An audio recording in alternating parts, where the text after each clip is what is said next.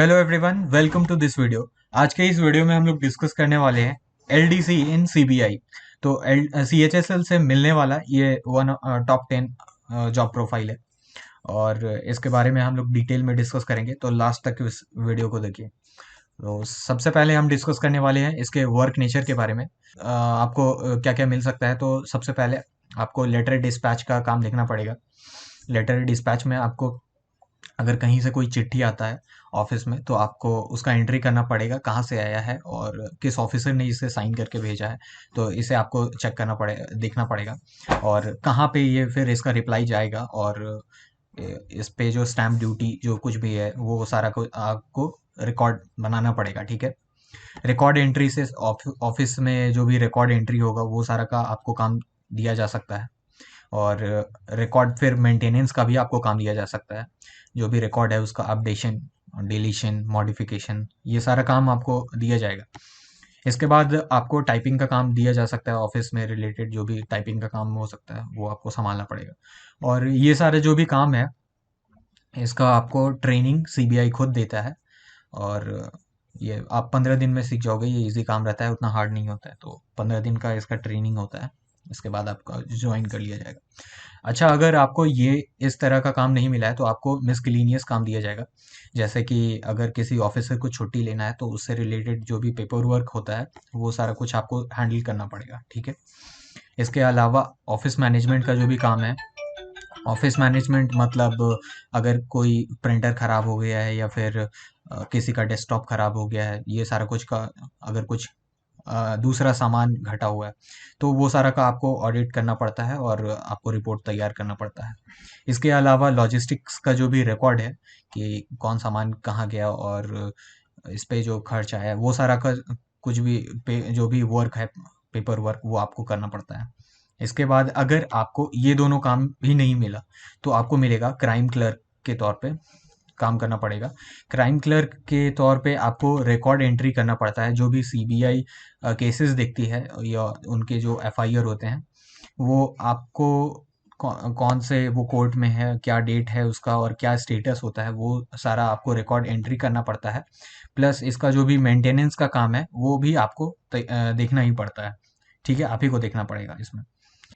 अगर प्रिपरेशन करना चाहते हैं एसएससी सीजीएल का तो आप इस जॉब में रह के आराम से कर सकते हैं।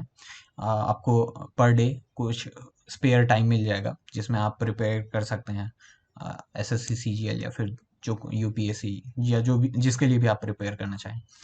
और अगर आप प्रिपरेशन कर रहे हैं अभी किसी एग्ज़ाम का और आपको करंट अफेयर्स में दिक्कत हो रहा है कि ये कहाँ से हम प्रिपेयर करें, तो आप क्लाउड अफेयर्स का सब्सक्रिप्शन ले सकते हैं। आपको हमारे डिस्क्रिप्शन में उसका लिंक मिल जाएगा और वहाँ पे आपको कूपन कोड भी मिल जाएगा। अगर आप वो कूपन कोड यूज़ करते हैं तो आपको अच्छा खासा डिस्काउंट मिल जाएगा और उसके बाद आपका जो सब्सक्रिप्शन फ़ी है वो काफ़ी कम हो जाएगा कंपेयर टू अगर आप कोई मैगज़ीन वगैरह लेते हैं तो आप वो उसे देख सकते हैं।